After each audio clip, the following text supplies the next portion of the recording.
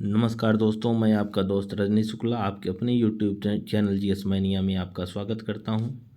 आज की इस वीडियो में हम करंट अफेयर्स 5 नवंबर 2022 का करंट अफेयर्स देखेंगे और इसका विस्तार पूर्वक चर्चा करेंगे। आइए पहले प्रश्न पर चलते हैं। हाल ही में पहला बायोस्फीयर रिजर्व के लिए अंतर्राष्ट्रीय दिवस कब मनाया गया? 3 नवंबर, 5 नवंबर, 4 नवंबर, 2 नवंबर। इसका सही विकल्प है विकल्प ए 3 नवंबर। 3 नवंबर को biosphere reserve day, international biosphere reserve day मनाया जाता है। ठीक है, आइए इसका विस्तार से देखते हैं।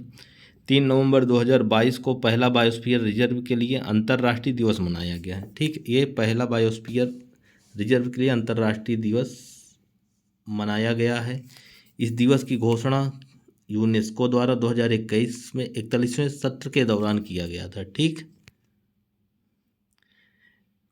मैन एंड बायोस्फीयर के 50वें वर्षगांठ के अवसर पर इसकी घोषणा कब की गई थी? मैन एंड बायोस्फीयर के 50वें वर्षगांठ के अवसर पर घोषित किया गया था। ठीक, अब आइए मैन एंड बायोस्फीयर क्या है इसको जानते हैं।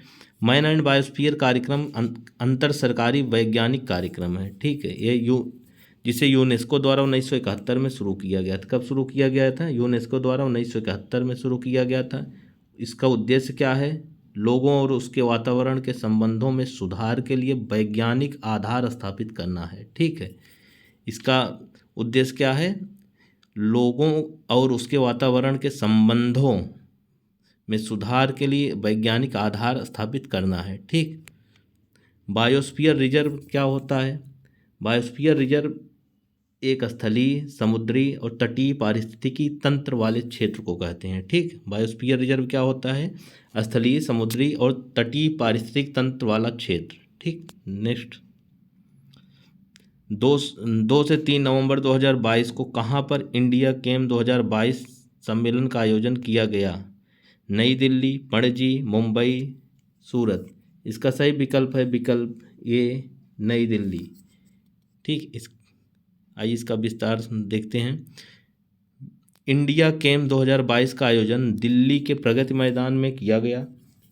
ठीक है, इसका उद्घाटन किन्होंने किया था? केंद्रीय रसायन उर्वरक मंत्री मनसुख मांडविया ने के द्वारा किया गया था। ठीक है, यह एक द्विवार्षिक सम्मेलन होता है। यह दो वर्षों में आयोजित होने वाला एक सम्मेलन है और इसका यह 12वां संस्करण था। ठीक, इसका 12वां संस्करण था। इसका थीम क्या था? विजन 2030 रसायन एवं पेट्रो रसायन के माध्यम से भारत निर्माण। इसका थीम क्या था? विजन 2030 रसायन एवं पेट्रो रसायन के माध्यम से भारत निर्माण। ठीक, केम इंडिया 2022 का उद्देश्य देश के रसायन उद्योग में देश को आत्मनिर्भर बनाने के लिए क्षेत्र में निवेश को बढ़ावा देना है। ठीक, इसका उद्देश्य। नेक्स्ट, हाल ही में किसने 11 साल बाद विश्व पहेली चैंपियनशिप में भारत के लिए पहला रजत पदक जीता? महेंद्र शर्मा, प्रसन्ना शेषाद्री, गिरीश कुमार, नीलांबुज मार्कंडे। इसका सही विकल्प है विकल्प बी प्रसन्ना शेषाद्री। ठीक, आइए विस्तार में देखते हैं। हाल ही में प्रसन्ना शेषाद्री ने 11 वर्षों के बाद भारत के लिए विश्व पहेली चैंपियनशिप में रजत पदक जीता। ठीक है, कौन सा पदक जीता था इन्होंने? रजत पदक। ठीक,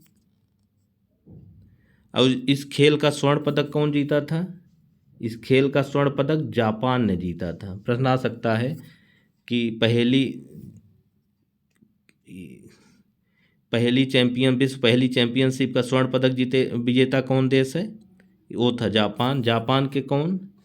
केन एंडो। जापान के केन एंडो ने स्वर्ण पदक जीता था। पहली चैंपियनशिप का वर्ल्ड पजल फेडरेशन द्वारा किया जाता है और इसका स्वर्ण पदक केन एंडो ने जीता था और रजत पदक भारत के प्रसन्ना शेषाद्री ने जीता था। ठीक, नेक्स्ट, हाल ही में अडानी न्यू इंडस्ट्रीज लिमिटेड द्वारा किस राज्य में देश की सबसे बड़ी पवन टरबाइन स्थापित की गई? राजस्थान, कर्नाटक, गुजरात, मध्य प्रदेश। इसका सही विकल्प है विकल्प सी गुजरात। ठीक, आइए इसका कुछ अन्य पहलू देखते हैं। हाल ही में अदानी न्यू इंडस्ट्रीज लिमिटेड की अनुषंगी मुद्रा विंडटेक लिमिटेड कौन सी कंपनी है? अडानी इंडस्ट्रीज की अनुषंगी कंपनी मुद्रा विंडटेक लिमिटेड द्वारा देश की सबसे बड़ी और शक्तिशाली टरबाइन है, जो कहाँ स्थापित किया गया है? गुजरात के मुंद्रा में। ठीक, टरबाइन की ऊंचाई स्टैच्यू ऑफ यूनिटी से भी ऊंची, इसकी ऊंचाई जो है स्टैच्यू ऑफ यूनिटी से भी ऊंची है।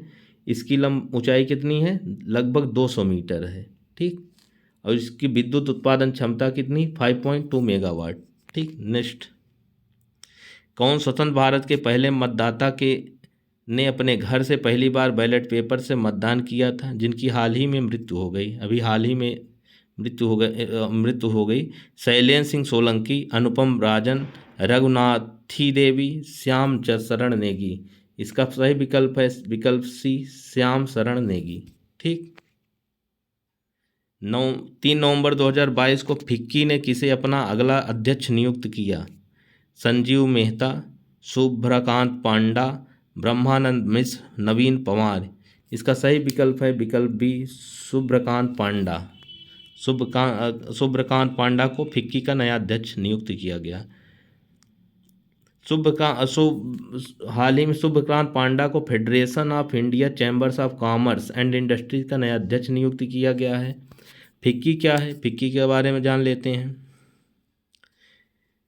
फिक्की एक गैर सरकारी गैर लाभकारी संगठन है। इसकी स्थापना 1927 में हुई थी। यह भारत का सबसे पुराना व्यापार संगठन है। ठीक है, यह भारत का सबसे पुराना व्यापार संगठन है। इसका संबंध भारत के स्वतंत्रता की लड़ाई में भी काफ़ी महत्वपूर्ण योगदान रहा है। यह भारतीय निजी और सार्वजनिक कारपोरेट क्षेत्र एवं बहुराष्ट्रीय कंपनियों के अपने सदस्यों को सेवाएं प्रदान करता है। ठीक है, नेक्स्ट, 4 नवंबर 2022 को किस देश की पुरुष टीम ने एशियाई स्क्वाश टीम चैंपियनशिप 2022 में पहली बार स्वर्ण पदक जीता? विकल्प ए, थाईलैंड, चीन, भारत, जापान। इसका सही विकल्प है विकल्प सी, भारत। ठीक, आइए इसके बारे में और जानते हैं।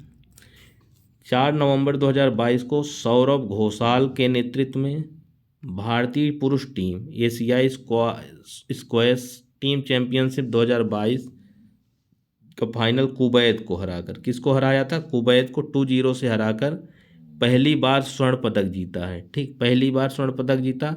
भारतीय महिला स्क्वैश टीम जो कि सेमीफाइनल में मलेशिया से 1-2 से हार गई थी, और इन्होंने क्या जीता? कांस्य पदक जीता। ठीक है, और इसका आयोजन कहाँ हुआ था?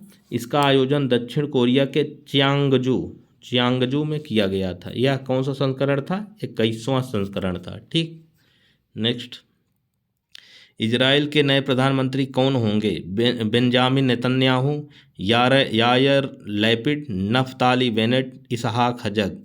इसका सही विकल्प है विकल्प ए, बेंजामिन नेतन्याहू। ठीक, बेंजामिन नेतन्याहू इजराइल के अगले प्रधानमंत्री होंगे। ठीक, नेक्स्ट, 4 से 7 नवंबर 2022 तक किस राज्य में पहली बार पक्षियों की गिनती की जा रही है? मेघालय, नागालैंड, असम, त्रिपुरा। इसका सही विकल्प है विकल्प बी, नागालैंड। आइए इसके अन्य पहलुओं को देखते हैं। नागालैंड में पक्षियों की सूची के लिए 4 से 7 नवंबर 2022 तक पक्षियों का दस्तावेजीकरण कार्यक्रम का क्या नाम है? तोखू इमोंग बर्ड काउंट। क्या है? तोखू इमोंग बर्ड काउंट का आयोजन किया जा रहा है। ठीक है, तोखू इमोंग बर्ड काउंट का आयोजन किया जा रहा है। इसका उद्देश्य क्या है इस आयोजन का? नागालैंड की पक्षी विविधताओं के बारे में जागरूकता फैलाना, पक्षियों के खतरे वाले आवासों की ओर ध्यान आकर्षित करना। ठीक है, ये 5 नवंबर का करंट अफेयर्स है। अगर आपको मेरा चैनल, मेरा कंटेंट अच्छा लगता हो तो प्लीज़ मेरे चैनल को लाइक, सब्सक्राइब और शेयर करना ना भूलें। धन्यवाद।